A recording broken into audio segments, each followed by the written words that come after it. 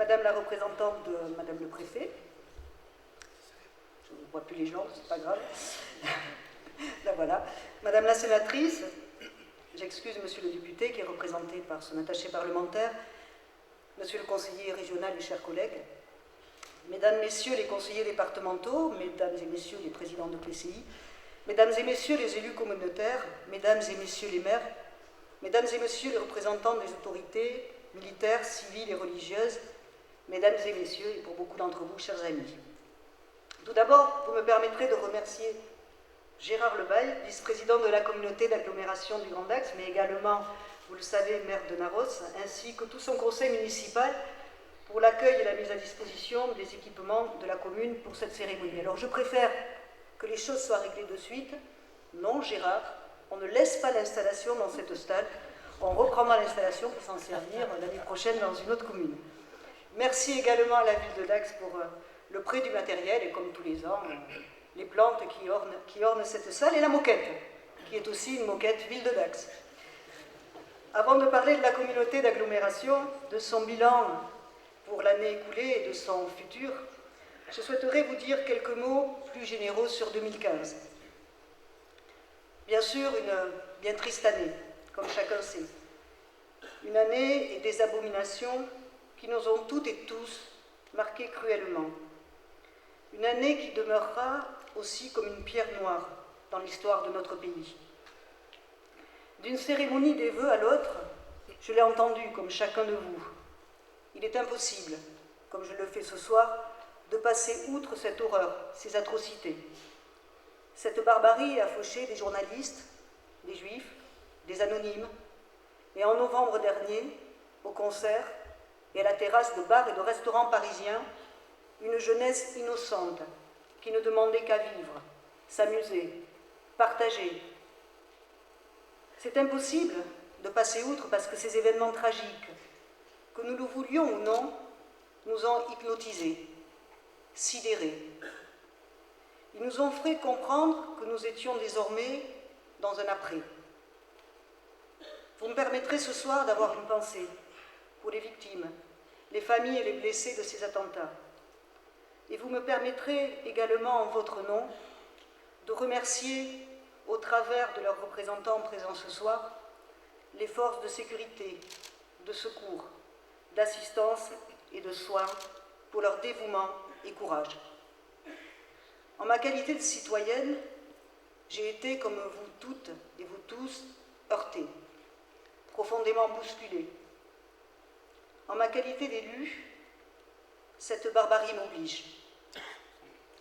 Elle m'oblige, et bien sûr, elle oblige chacun d'entre nous à se poser la question essentielle de ce qui tient debout notre société, du lien républicain et du rôle d'élu. Un président de la République a dit « La République, c'est un mouvement, c'est une construction, c'est une passion généreuse, une passion rationnelle, une passion rassembleuse, avec toujours le refus radical de la fatalité. Nous devons, je le crois, fermement, nous inscrire avec détermination dans cette vision haute de notre République, une, indivisible, laïque, fière de ses valeurs de liberté, d'égalité, de fraternité.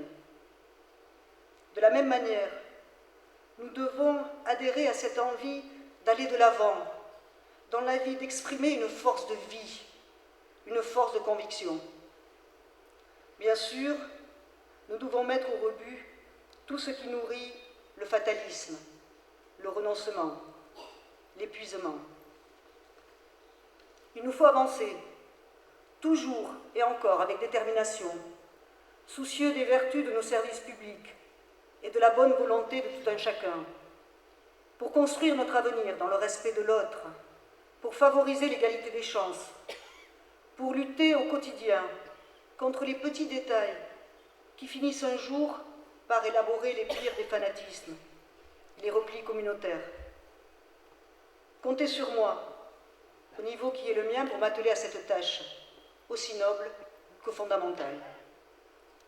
Alors heureusement, l'année 2015 n'a pas été aussi noire pour la communauté d'agglomération du Grand Dax. Et ce soir, je vous propose de revenir dans les grandes lignes sur ce qui a été fait et sur ce qu'entreprend notre collectivité pour le quotidien de ses habitants. Tout d'abord, et on l'a vu dans le petit film qui vous a été présenté, le développement économique. Mais pas n'importe lequel. Le développement économique pour l'emploi. Voilà notre première compétence. En matière de développement économique, notre engagement volontariste et continu nous permet d'accompagner et de soutenir au mieux les porteurs de projets dont on sait qu'ils créeront les emplois de demain.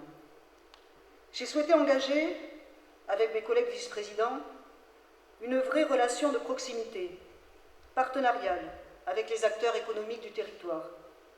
Ce travail repose sur l'échange, la concertation avec les chambres consulaires, avec les entreprises. Il est essentiel.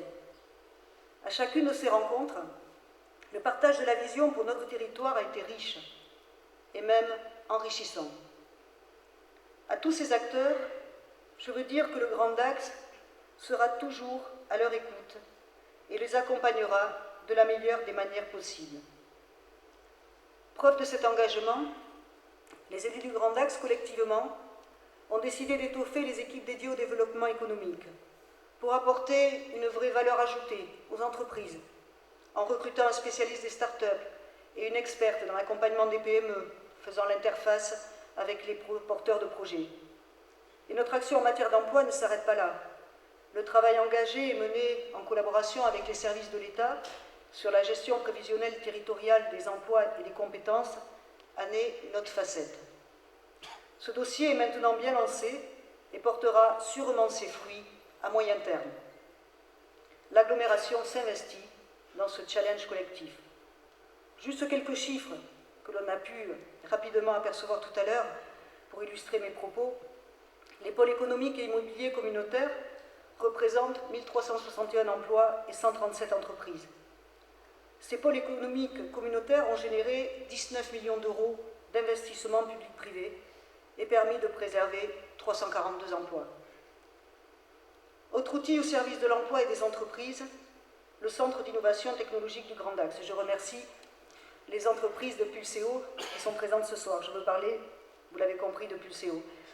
Relié au très haut débit, il nous permet de favoriser la recherche et le développement dans nos entreprises, de parier sur l'innovation, l'anticipation et d'apporter ce plus à des acteurs économiques locaux de premier plan. Aujourd'hui, 40 start-up et 104 salariés travaillent dans ce centre d'innovation technologique communautaire. Pulseo permet aux entreprises de faire mieux que la concurrence et de gagner de nouveaux marchés. Alors l'agglo au quotidien, vous avez pu le voir, ce sont bien sûr d'autres compétences, et en particulier la voirie. Depuis le 1er janvier dernier, le Grand Dax exerce la compétence voirie et propreté sur tout le territoire. Il a donc en gestion les 507 km de voirie communautaire. Pour gérer ces 100 nouveaux kilomètres situés sur la commune de Dax, 32 agents de la ville de Dax, sans surcoût pour l'agglomération, ont été transférés à notre collectivité. De ce transfert de compétences, nous devons désormais attendre plus de cohérence, de rationalité et de maîtrise des coûts.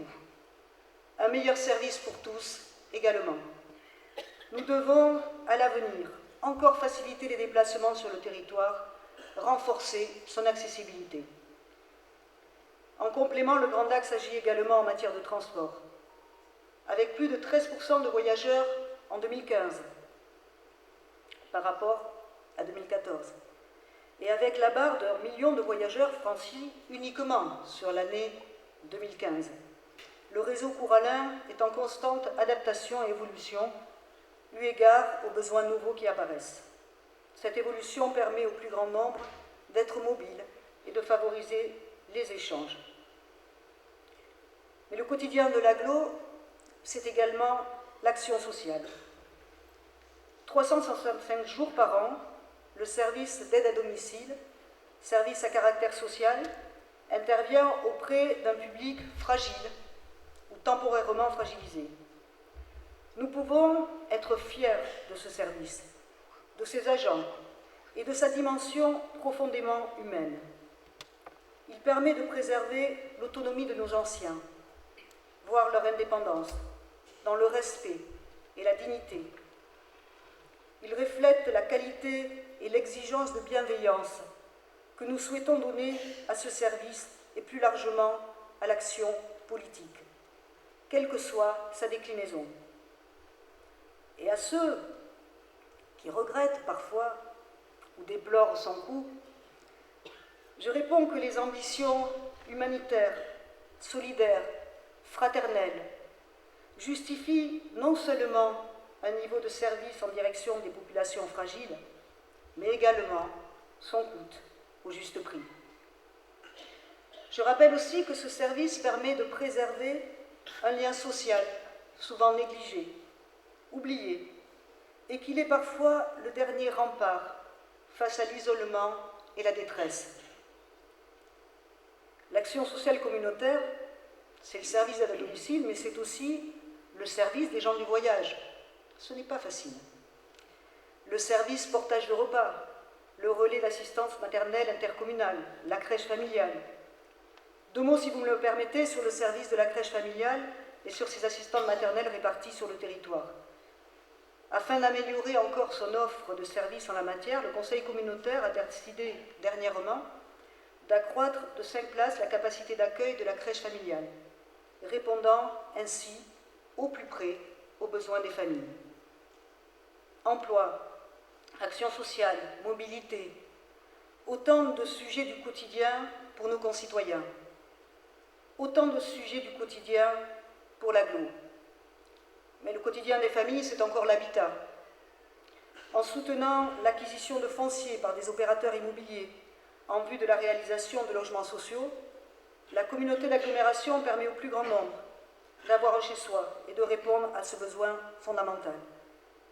Mais l'action du Grand Axe est également une aide apportée pour le premier achat d'un bien immobilier, le plus souvent versé à des jeunes couples sur notre territoire.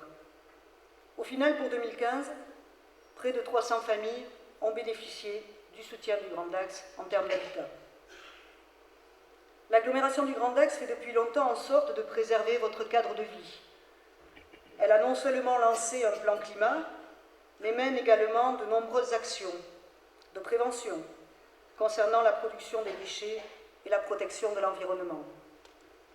Le développement durable reste au cœur des préoccupations communautaires et la réalisation du schéma cycle, ou par exemple la fin de l'usage de produits phytosanitaires pour le traitement des mauvaises herbes, en seront bientôt une belle expression.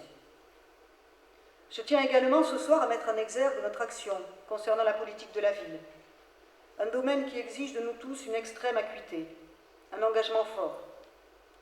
Dans le cadre d'une concertation régulière avec les habitants des quartiers, avec les acteurs de terrain, institutionnels, associatifs, avec les services de l'État, les collectivités territoriales, nous avons pu poser les bases d'un contrat social et politique, ayant pour objectif de réduire les inégalités sociales et les écarts de développement des quartiers.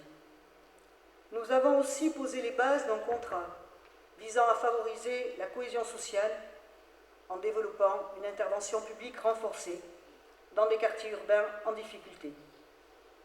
Ces actions, j'en suis convaincue, ont un rôle primordial à jouer. Le dialogue, les idées et les partages d'aujourd'hui sont sûrement les meilleures armes pour endiguer demain 1000 périls sociaux, y compris ceux que j'évoquais en début de cette intervention. Mais 2015, c'est aussi pour l'agglo le transfert de la compétence PLUI, preuve de l'ambition partagée de développement de notre territoire.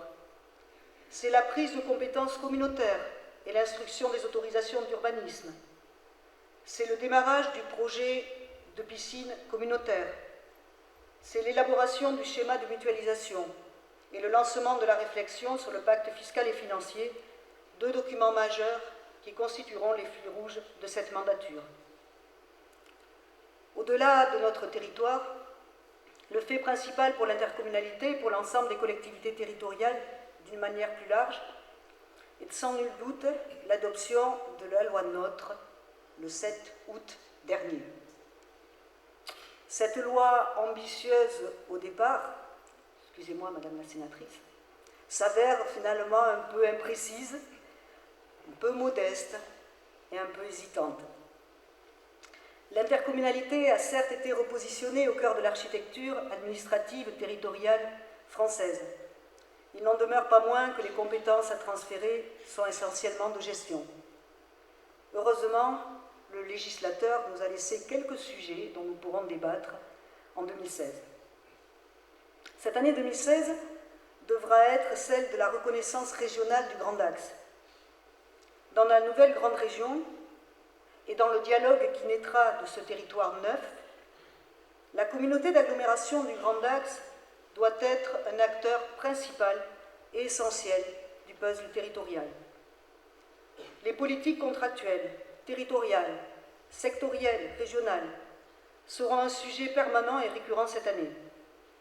Le Grand Axe sera un partenaire vigilant et investi dans leur élaboration. Pour ma part, je m'attacherai à trouver la meilleure trajectoire possible pour l'agglomération, sans jamais céder au piège de l'immédiateté et sans jamais faire l'éloge de la lenteur. 2016 sera également l'année des choix en termes de compétences. Plus exactement, elle sera l'année de la définition de l'intérêt communautaire pour le commerce et de l'arrêt de nos choix collectifs en matière de promotion du tourisme, dont la création d'offices du tourisme, pour reprendre les termes utilisés par le législateur. Ce travail important a été initié l'an passé. Il devra aboutir cette année à un résultat que je souhaite audacieux et propre à nous permettre de promouvoir toutes les richesses de notre territoire. Et elles sont nombreuses. À cet effet, seront constitués des groupes de travail, de concertation, s'appuyant aussi bien sur les élus que sur les acteurs socioprofessionnels impliqués dans les secteurs du tourisme, du thermalisme, du commerce, les forces vives du territoire, pour résumer. Mesdames et messieurs, toutes ces compétences pour le quotidien, pour la proximité, et je suis loin de les avoir toutes citées, toutes ces actions communautaires sont menées dans un contexte budgétaire très contraint, qui subit des engagements de l'État et qui exige une maîtrise absolue des coûts. À la baisse des dotations, nous devons répondre par l'intelligence collective. Nous devons répondre par la cohésion, la mutualisation, l'optimisation, pour limiter nos besoins de financement. Cela ne doit pas nous priver d'ambition collective, ni nous empêcher de soutenir la créativité et la vitalité des petites communes, ce que nous faisons systématiquement dès que cela est possible. Parce que les communes sont un élément fondamental de notre attractivité. Elles doivent rester des lieux de vie où la qualité de vie est reconnue et appréciée. Elles doivent aussi demeurer des lieux dotés d'un niveau de service qualitatif accessible à tous. Et je veux dire ce soir aux maires des communes membres de la CAGD que l'agglomération est à leur côté. À vos côtés pour préserver votre cadre de vie, votre qualité de vie. Cette qualité de vie, nous la connaissons tous.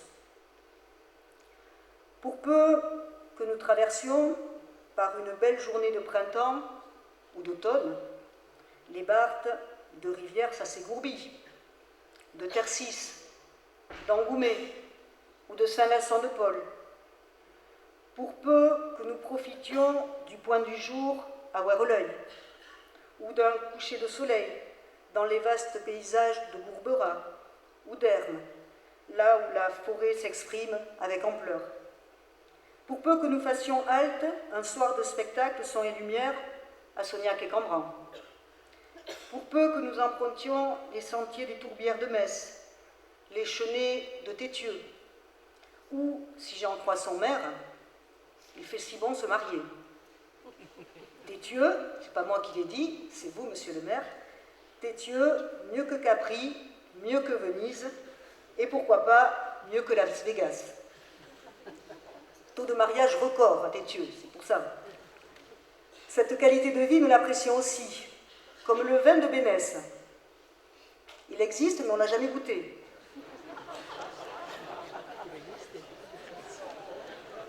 Donc Jean-Marie, il faudra te rattraper.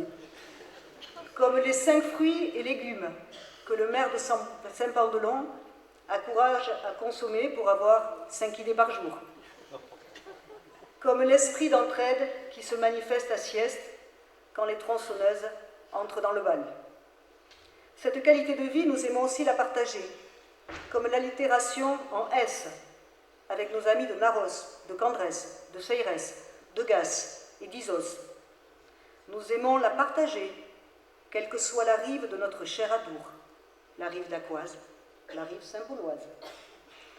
Le Grand Dax et plus globalement l'intercommunalité sont confrontés à un choc de culture. Nous ne pourrons surmonter ce défi que dans le dialogue, dans un climat de discussion serein, tous ensemble. L'intercommunalité, soyez certains de ma conviction, doit être le révélateur des singularités de chacune des communes de l'agglomération.